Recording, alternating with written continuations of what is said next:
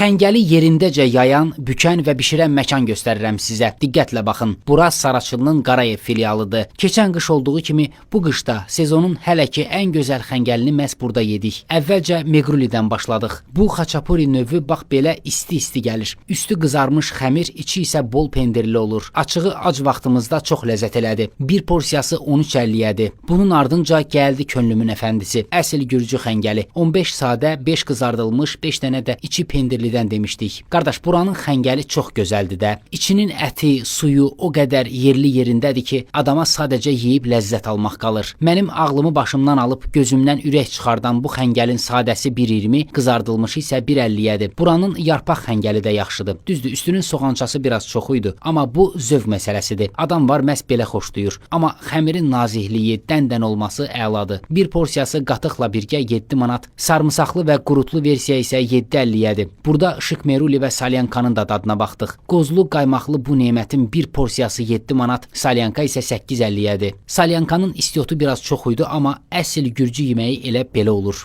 Xəngəli marketdən, yaxud fərdi şəxslərdən dondurulmuş şəkildə alıb hazırlayan yerləri çox bəyənmirəm. Çalışın xəngəli məhz belə yerindəcə yayıb, büküb bişirən yerlərdə yeyin. Didi Madlova Saraçılı.